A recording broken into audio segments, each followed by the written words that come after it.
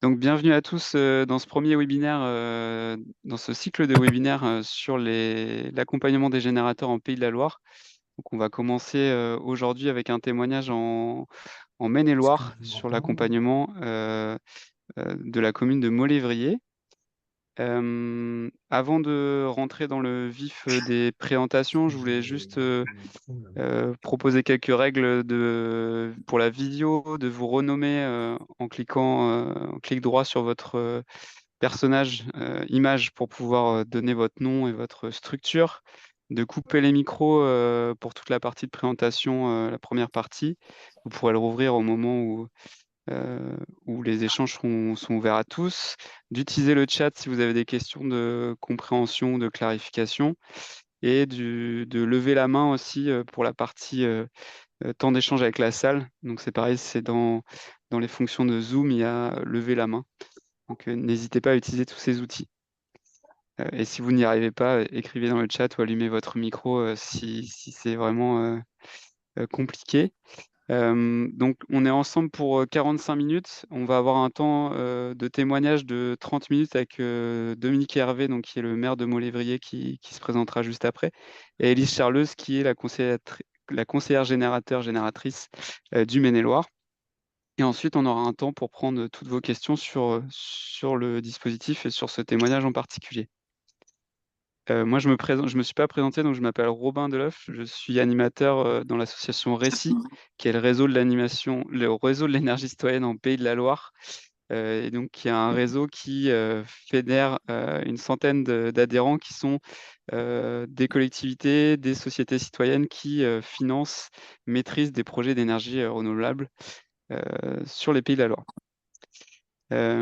Sans plus tarder, je vous propose de passer la parole à Monsieur Hervé, donc pour présenter un petit peu le contexte et nous expliquer quelle est votre commune et quel est le projet qui est arrivé sur votre commune. Bien, bonjour, bonjour à tous, chers collègues élus. Donc, Molévrier, petite commune au sud-est de Cholet, donc commune de à peine 3200 habitants. Donc, si on pouvait pas. Alors, donc, oui, on va dire un petit peu connu grâce au château Colbert, le potager du château Colbert et bien sûr l'association du Parc oriental qui appartient à la commune de Molévrier. Donc, si on passe voilà, très bien. Donc, identification de potentiel éolien sur la commune, effectivement, dans les années 2000. Dans les années 2000, donc la société Valoram avait contacté le conseil municipal et puis finalement avait laissé tomber le projet. La société David Énergie avait recontacté la commune dans les années 2017 et en 2018, en 2018, oui, le conseil municipal validait la possibilité d'étudier un potentiel éolien sur la commune de Molévrier. Euh, Changement de conseil municipal en 2020, donc j'étais à l'époque adjoint, je deviens maire et je souhaite que le nouveau conseil municipal soit au courant donc, de ce projet. Et donc, j'ai voulu absolument donner la parole à tous, c'est-à-dire que aussi bien aux développeurs qu'à un collectif anti-éolien qui s'était mis en place. Et donc, le nouveau conseil municipal, finalement, a décidé de ne pas valider ce projet parce que, j'ai envie de dire, le développeur n'a pas été très bon dans ses explications et dans sa présentation, alors que le collectif anti-éolien a été excellent. Et donc, il a réussi à, comment dire, il a réussi donc sa présentation et donc le conseil municipal n'a pas validé le développement dans un premier temps. Voilà. Ensuite, ce qui s'est passé pour faire très rapidement, si la présentation, Madame Charlot ou Monsieur, si vous pouviez avancer, voilà. Donc, ça a été un petit peu compliqué. Moi, j'ai voulu proposer aux élus de Cholet Agglomération, dont Molévrier fait partie, de porter ce genre de projet, puisqu'il me semble que c'est de responsabilité intercommunale. En tout cas, pour moi, il me semble important de produire de l'énergie et que ce soit les agglos qui portent ça. comment vous dire, ça a été accepté par le conseil d'agglo, mais sans être vraiment pour tout le monde une priorité. Et donc là, je me suis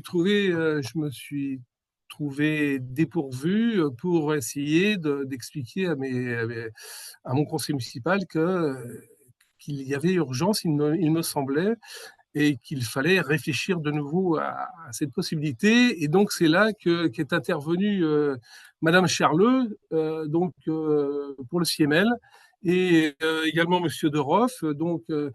Comme ça a été présenté, je crois, ils sont venus expliquer aux conseillers municipaux, et même à moi-même d'ailleurs, le fonctionnement des ENR, pourquoi, comment, quelles sont les objections qui ne sont pas fondées sur ce qu'on entend, parce que vous savez, on entend beaucoup de choses. J'imagine que vous également.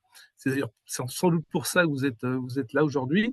Et je me suis trouvé un petit peu dépourvu, et je dois admettre que là, pas mal de réponses ont pu être données, beaucoup d'explications, et là, je me suis aperçu que moi-même et les conseillers municipaux me livraient manquaient de beaucoup d'informations. C'est pour ça que quand Madame Charleux m'a proposé cette visio, ben, j'ai donné mon accord parce qu'effectivement, j'étais un peu seul et Est-ce je qu'on peut, manquais d'informations.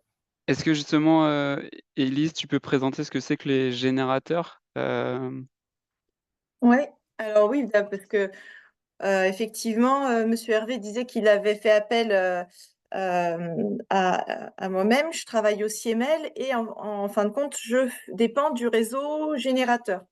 Et le réseau générateur, c'est d'abord un réseau national de conseillers éoliens et photovoltaïques qui est au service des élus et des collectivités, qui est gratuit et qui se veut neutre et indépendant parce que il est financé par l'ADEME, l'Agence de l'environnement et de la maîtrise de l'énergie en premier lieu. Et ensuite, ce réseau national de conseillers se décline en réseau régional, donc le réseau régional des Pays de la Loire, pour ce qui nous concerne ici. Et donc, on est 5 conseillers en Pays de la Loire. On est qui sont souvent portés par les syndicats d'énergie, comme c'est le cas pour le CIEML, et pour 4 autres départements, et puis à Tessart pour ce qui est du département de la Sarthe. Et puis l'ensemble de ce réseau régional est animé par deux associations qui sont Réci, que Robin représente aujourd'hui, et Atlanson, qui est une association plus expert du photovoltaïque. Et quelles sont les missions des générateurs? Eh bien, c'est d'apporter des conseils qui vont être techniques, juridiques, financiers. Donc, on n'est ni juriste ni économiste, mais l'idée, c'est d'avoir au moins les premiers éléments qui vont permettre d'orienter les élus et leur permettre de monter en compétence sur les sujets des énergies renouvelables, notamment éolien et photovoltaïque. Et on va intervenir, donc l'ensemble du réseau des générateurs intervient plutôt sur la phase amont, la phase émergente des projets, de manière à ce que, effectivement, c'est les élus à cette étape-là qui vont avoir des décisions à prendre pour accepter ou non un projet sur leur territoire. Et c'est là qu'il y a pas mal d'enjeux de compréhension qui sont nécessaires. Et puis, je peux peut-être, Monsieur Hervé a commencé d'expliquer un petit peu, si tu vas sur la diapo d'après, Oui, je vais rentrer un peu plus dans le détail sur ce qu'on a fait, sachant qu'il n'y a pas deux accompagnements qui vont être identiques. Chaque accompagnement va dépendre du projet, de la nature du projet, de l'étape où il en est rendu, de l'écosystème d'acteurs autour, comment se positionne le PCI, comment se positionne le conseil municipal, le maire, etc. sur ce projet. Donc, on va vraiment, là, c'est un accompagnement parmi d'autres, mais qu'on a construit avec Monsieur Hervé en fonction de son besoin et puis des demandes du conseil municipal qui sont venues au fur et à mesure. Donc, on a, dans un premier temps, organisé 2 ateliers. Le départ, c'était d'organiser un atelier plus sur l'acculturation, sur les filières d'énergie renouvelable en règle générale, comprendre un petit peu les modèles de gouvernance possibles des projets d'énergie renouvelable, puisque c'est pas l'objet du webinaire aujourd'hui, mais c'est comprendre un petit peu comment la commune peut se positionner sur ces projets-là. Est-ce qu'elle est en suivi? Est-ce qu'elle veut prendre des parts? Est-ce que le PCI veut prendre des parts dans le capital du projet, etc. Il y a plein de façons d'appréhender un projet pour une municipalité et puis sur un territoire à l'échelle de l'EPCI. Et donc, avec différents acteurs que sont notamment la SEM Alter Énergie, qui est notre développeur public local, départemental. On a aussi d'autres outils comme la charte des énergies renouvelables, la gouvernance locale qui est sur notre territoire. Donc l'idée, c'était de présenter un petit peu tous ces outils lors de ce premier atelier d'acculturation au conseil municipal. Et puis à la suite de ça, Monsieur Hervé est revenu vers moi en me disant je sens que les élus du conseil municipal ont besoin d'y voir encore, d'avoir d'autres informations pour prendre leurs décisions. Donc, on avait fait une première atelier qui était assez généraliste. Et puis, donc, on a décidé de faire un deuxième atelier qui était plus centré sur le territoire de Molivrier, à savoir avec un outil qu'on appelle Territodia qui permettait de voir un petit peu quel était le potentiel de Molivrier en termes d'énergie renouvelable, quels étaient les acteurs locaux, quels étaient les atouts et les inconvénients du territoire de Molivrier par rapport à ces différents modèles d'énergie renouvelable pour comprendre comment l'éolien pouvait se positionner sur leur territoire par rapport à d'autres projets. Et puis à cette occasion, il y a l'association Récit qui nous a accompagnés pour présenter très spécifiquement ce que c'était que les projets d'énergie renouvelable citoyenne. Donc on avait la SEM Alter qui était venue au premier atelier et l'association qui est venue présenter les projets citoyens au deuxième atelier, ce qui permettait d'avoir vraiment un ensemble de possibilités pour les élus du conseil municipal en termes de suivi de ces projets d'énergie renouvelable. Donc ça, c'était la phase acculturation, j'ai envie de dire. Et puis à la suite de ça, à la fin de ce deuxième atelier, on a proposé aux élus de faire une visite, savoir si ça les intéressait de faire une visite de site éolien. Donc on est allé visiter 2 sites, celui de la Grande Levée et celui de l'Irôme. Qui sont des projets citoyens, je me Ils permets de sont tous les deux des projets citoyens. Et donc, ce sont les porteurs de projets citoyens, accompagnés éventuellement des développeurs privés quand il y en avait, de la SEM Alter Énergie quand elle était présente également, qui sont venus expliquer le projet, comment il s'est développé, comment il s'est mis en place et surtout comment il fonctionnait aujourd'hui, comment il était vécu par les citoyens, parce que ce sont 2 parcs qui sont en exploitation, donc comment ils sont vécus au quotidien par le citoyen et puis comment les porteurs de projets, donc les citoyens qui sont dans la société de projet du parc éolien, eh bien répondent aux sollicitations quand il y a des besoins des riverains. Et donc, à la suite de ces 2 étapes, à la partie acculturation et puis la partie visite de site, eh bien, le conseil municipal a redélibéré. Donc l'idée, c'était pas de délibérer pour ou contre le projet, mais sur un nouveau modèle de projet éolien, puisque le premier était 100% privé. Et l'idée, c'était de leur dire, voilà, est-ce que dans une autre optique, une optique de projet, de développement de projet à l'échelle territoriale, mené par le territoire, est-ce que ce serait quelque chose qui pourrait vous intéresser?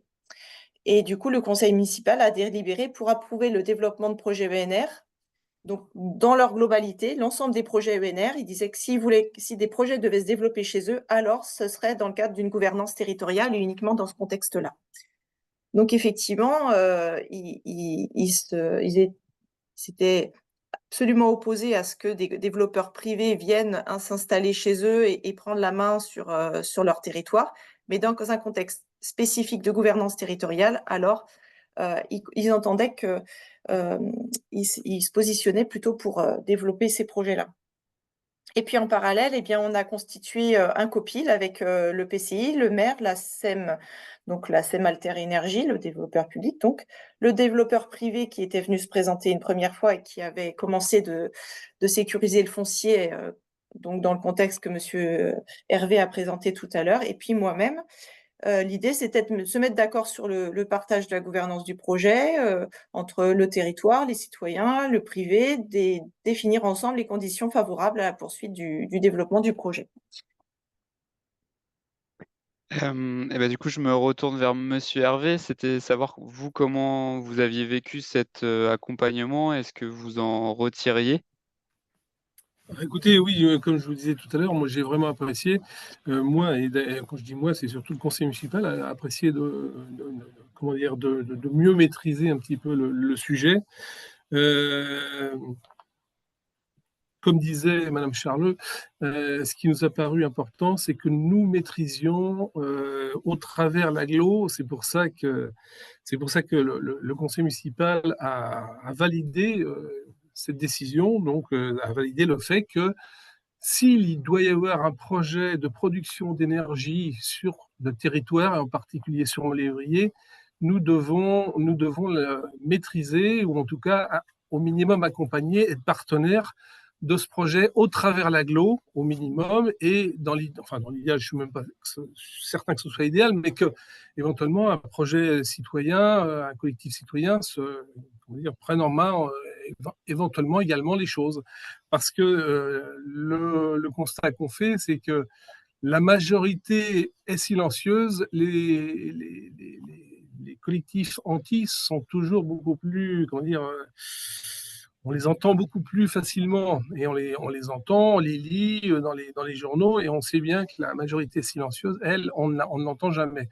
Et donc, il était intéressant donc, que l'agglo, que la commune, que les citoyens, que le territoire, au minimum, participent et soient partenaires de cette production d'énergie qui donc se produit, enfin qui est donc mise en place sur le territoire. Ça nous paraissait important. Donc là-dessus, le conseil municipal a validé cette décision. Voilà. Et quelles sont les prochaines étapes pour vous? Les prochaines étapes, ça a été un petit peu compliqué puisque nous avons dû nous valider les zones d'accélération, comme toutes les communes. Et là, sur les zones d'accélération, il y a un deuxième lieu qui avait été envisagé, qui pouvait potentiellement accepter donc des éoliennes. On a voulu passer les deux en même temps et je crois qu'on a fait une erreur. Le premier projet, le tout premier projet, lui, était accepté, le deuxième beaucoup moins. Mais là, encore une fois, il faut vraiment, comment dire, comme acculturer, expliquer les choses et ne pas vouloir aller trop vite, mais il faut vraiment que les gens, comment dire, les citoyens prennent ces projets et donc soient acteurs. Il me semble que c'est important que la commune, que l'agglo, mais également que les citoyens soient acteurs de ce projet, puisque c'est sur leur lieu, dans leur commune, dans leur agglo, et donc il est important de valider, parce que finalement, on se rend compte que oui, les gens sont d'accord pour consommer de l'énergie. On sait très bien que de l'énergie. Alors, je déborde peut-être un peu trop là. Tout le monde se rend compte qu'on va consommer de l'énergie toujours plus et que de toute façon, il va falloir la produire et que si nous voulons être indépendants, il faudra la produire nous-mêmes. Voilà. Ok. Voilà où nous en sommes aujourd'hui.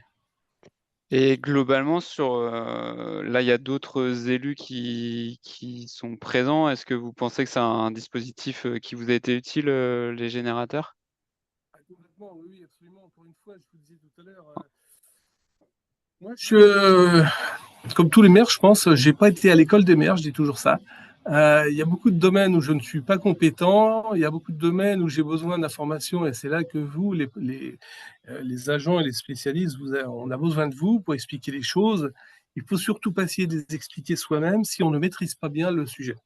Voilà. Et donc, il faut aussi savoir qu'en face de nous, nous avons des développeurs et c'est leur métier. Donc, évidemment, eux, leur but, c'est de mettre en place leur projet, de le revendre ensuite, le revendre au plus offrant. Et c'est là qu'on est tous d'accord, c'est que ce qui nous embête, c'est qu'un projet se développe sur notre commune, et puis il est revendu à un groupement étranger. Par exemple, l'un des derniers projets qui s'est installé sur l'agglo du Choletais c'est un projet qui a été racheté par un consortium suisse.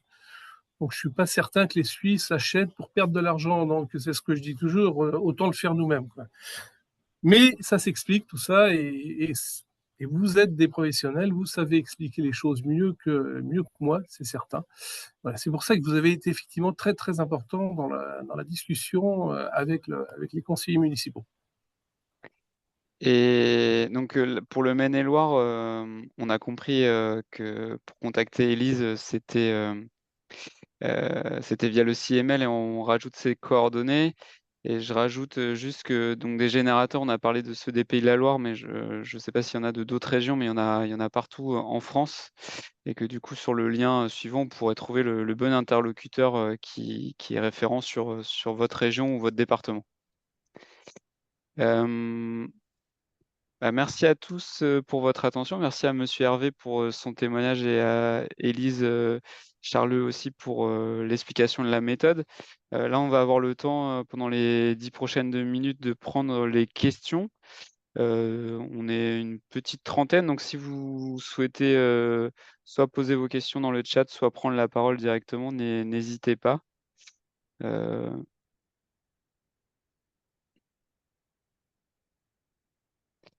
Je reste à l'affût du chat et enfin de l'onglet conversation.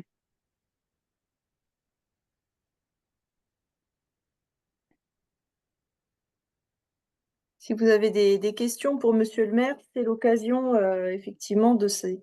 Même si c'est des cas un petit peu pratiques que vous avez actuellement et que vous interrogez, c'est aussi l'occasion de poser quelques questions pour voir comment est-ce que ça peut se démêler.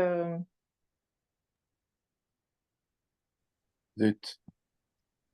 Est-ce que Pierre de Boutré, vous avez une question? Oui, bonjour, Pierre de Boutré, je suis le maire de la commune de Saint-Macaire-du-Bois, sur l'agglomération de Saumur-Val-de-Loire. Nous étudions plutôt des projets photovoltaïques chez nous et je voulais savoir si il y a une dimension minimale pour un projet. Tout simplement parce que nous avons décidé de ne faire des projets que sur toiture pour ne pas dépenser de surface. Et j'aurais un projet de 1500 mètres carrés. Est-ce que c'est suffisant ou est-ce qu'il faut plus grand?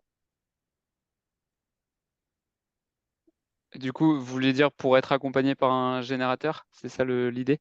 Oui, ou Oui, pour sortir quelque chose qui est un intérêt aussi bien oui, financier que même simple efficacité. oui. Je ne sais pas pourquoi c'est. Élie, je te laisse répondre pour l'accompagnement générateur et Alors, soit aussi pour le côté économique, sinon je prendrai. oui, alors sur la partie générateur, les générateurs accompagnent sur les projets photovoltaïques et éoliens. Sur le Maine-et-Loire, moi, je suis plus spécialisée sur les projets photovoltaïques au sol. Et j'ai d'autres collègues au sein du CIEMEL qui accompagnent spécifiquement sur les projets toiture et ombrière notamment. Donc, d'un point de vue surface, projet de 1500 mètres carrés est tout à fait pertinent en toiture pour pouvoir produire de l'énergie. Et puis après, je ne sais pas si tu veux compléter, Robin, exactement par rapport à la question, Oui, à partir de quelle surface est-ce que ça devient rentable de produire de oui. l'énergie, si c'est ça la question? Oui, en fait, c'est difficile à dire sans avoir tous les paramètres, mais ce qui est sûr, c'est qu'un projet de 1000 ou 1500 mètres carrés, c'est intéressant et, il faut le faire parce il y a besoin de produire l'énergie en local sur l'ensemble des communes. Après, je pense que pour une commune qui fait des investissements en propre, même sur des surfaces plus petites, ça devient très vite intéressant, notamment, on ne va pas en parler là, mais sur des modèles d'autoconsommation individuelle ou d'autoconsommation patrimoniale, c'est-à-dire qui alimenteraient les bâtiments plusieurs bâtiments de la commune, même à partir de, de, enfin au-delà de 9 kilos, on est déjà sur des installations qui sont intéressantes à développer économiquement. Et puis, d'autant plus si vous souhaitez privilégier que le foncier en toiture et pas le foncier au sol, il faut faire feu de tout bois. Et je vous invite à contacter le conseiller d'énergie partagée qui vous suit et qui pourra vous proposer des notes d'opportunité si ce n'est pas encore fait sur justement l'intérêt de cette toiture, ce que vous allez pouvoir produire, comment vous allez pouvoir l'utiliser, la valoriser pour votre commune, votre patrimoine ou votre consommation propre. Je la rencontre cet après-midi. Ah bah c'est parfait. Ça se trouve, elle est là, elle nous suit. Est-ce qu'il y a d'autres questions ou réactions?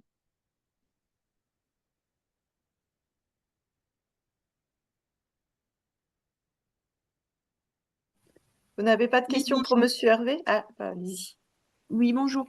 Delphine Strasser, conseillère municipale à Étriché. Moi, j'avais une question plus générale, c'était de savoir quels étaient les collectifs citoyens en lien avec les ENR qui existaient sur le département et si justement c'était des personnes qui pouvaient avoir un retour d'expérience pour essayer d'essaimer ce type de collectif dans d'autres collectivités territoriales, dans d'autres Oui. communes.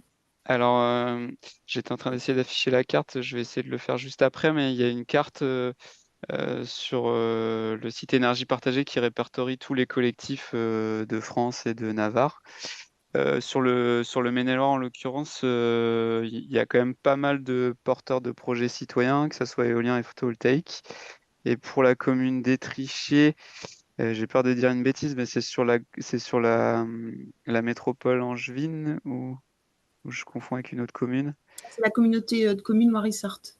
Mais c'était Loire-et-Sarthe, une oui. question très générale Oui, pour le département, en fait, pour oui, savoir d'accord.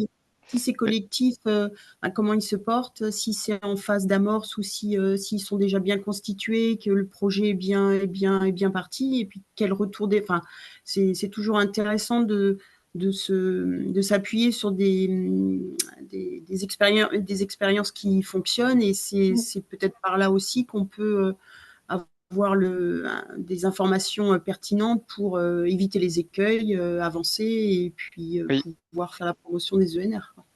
Alors du coup, des collectifs citoyens, il y en a qui sont juste en cours de création et qui, en termes d'expertise, ne sont pas encore montés en compétences, mais il y en a beaucoup qui ont déjà mené des projets, qui recherchent aussi de nouvelles opportunités de projets sur leur territoire. Donc c'est intéressant aussi que les communes ou les collectivités, de manière générale, puissent prendre contact avec eux pour leur mettre à disposition du foncier qu'ils n'auraient pas les moyens de, eux, équiper. Et pour ça, pour connaître le collectif le plus proche de chez vous, je pense que le plus simple, c'est vraiment de nous contacter, nous, Récit. Je mettrai mes coordonnées, enfin, c'est moi qui vous ai envoyé l'invitation pour le webinaire, mais n'hésitez pas à me ressolliciter. Et c'est certain qu'une fois qu'ils ont mené leur premier projet, ils ont une certaine expertise aussi pour des petites communes, pour les aider aussi à sélectionner les opportunités, parce que des fois, on se dit, bah, toutes nos toitures sont disponibles et équipables. Et une fois qu'on commence à creuser un peu la question de la structure, est-ce que la structure le permettra, est-ce que le raccordement est pas trop loin, tout ça, ils peuvent être aussi ressources des communes là-dessus. Mais comme dit, il y a aussi des conseillers en énergie partagée qui sont portés par le syndicat qui peuvent faire ça. Mais en tout cas, à partir du moment où vous lancez une démarche de développement des ENR sur votre patrimoine ou sur votre territoire, c'est intéressant de prendre connaissance des collectifs qui existent pour voir s'il y a des coopérations possibles avec eux. Et voilà. Et puis, je rajouterais juste que donc, le syndicat d'énergie du Maine-et-Loire, le CIEMEL, a un dispositif d'émergence de collectifs citoyens donc, qui s'appelle Polliniser et qui, justement, c'est un appel à projet qui est auquel candidatent les collectivités, ça peut être la commune ou le PCI qui candidate pour faire émerger ce collectif citoyen. Et donc la commune finance une partie et le PCI et le CIEMEL finance l'autre partie. Et donc jusqu'à ce que sur un temps dédié, avec un prestataire dédié pour faire émerger ce collectif.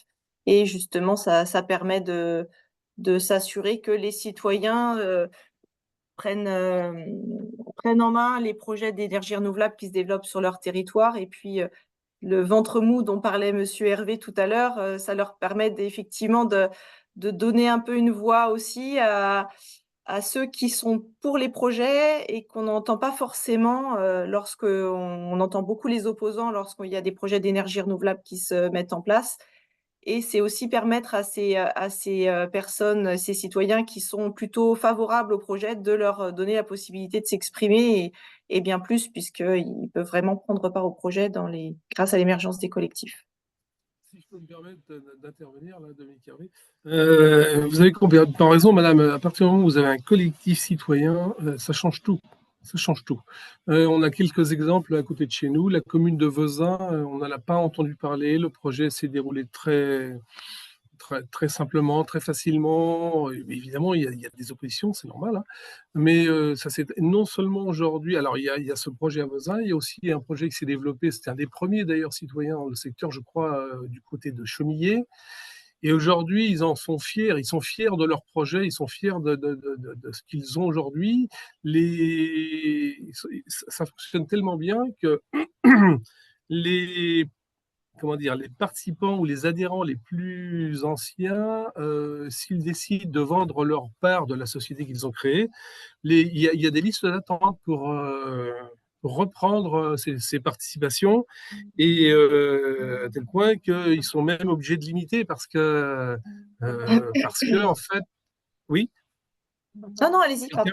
Oui, oui, non, non. C'est-à-dire qu'ils refusent que ce soit justement des gens d'extérieur qui entrent dans le groupe, l'association. Voilà.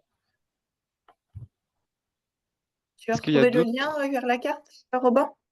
Non, j'avoue, j'avais arrêté de le chercher, je vais le rechercher. Est-ce qu'il y a d'autres questions?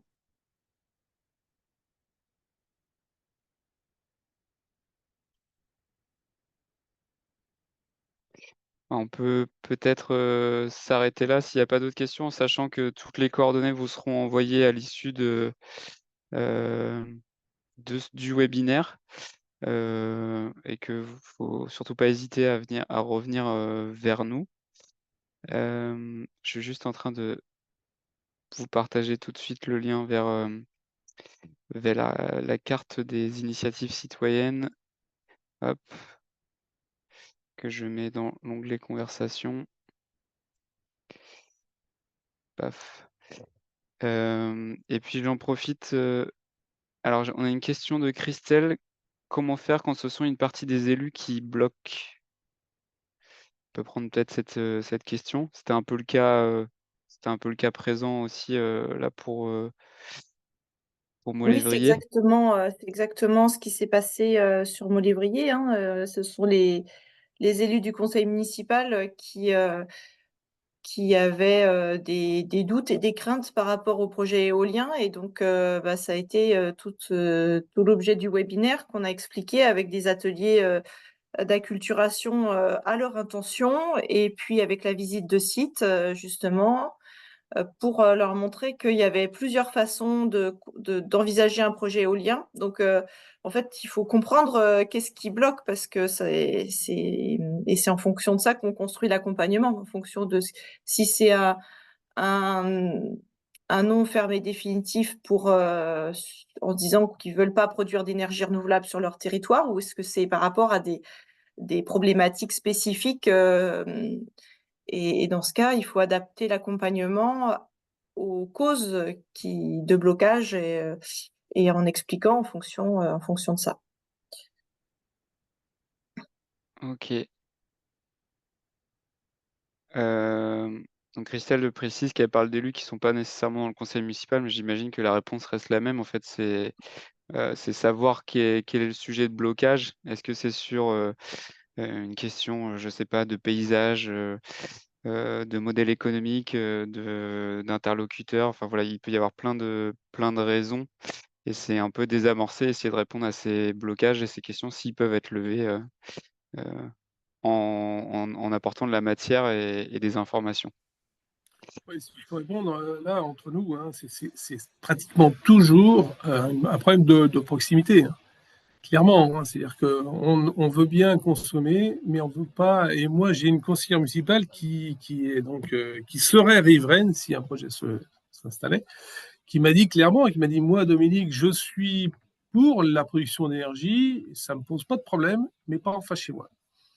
Ouais. Et là, j'apprécie ce qu'elle me dit, parce qu'au moins, elle est honnête.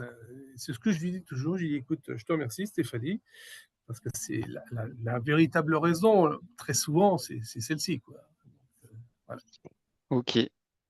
Eh ben, je vous propose qu'on se quitte là. Merci beaucoup à Monsieur Hervé pour le témoignage, et Élise, Charleux pour la méthodologie. On vous fera suivre donc de prochaines invitations pour des témoignages dans les autres départements des Pays de la Loire. Et puis, on espère que vous aurez l'occasion de nous recontacter d'ici là pour vous accompagner dans vos projets. Merci à tous et à toutes et à une prochaine fois. Merci. Et n'hésitez pas, Merci si vous beaucoup. voulez me contacter directement à Molévrier, n'hésitez pas. Tout à fait, ouais. On mettra vos coordonnées aussi. Merci. Merci beaucoup. Au revoir.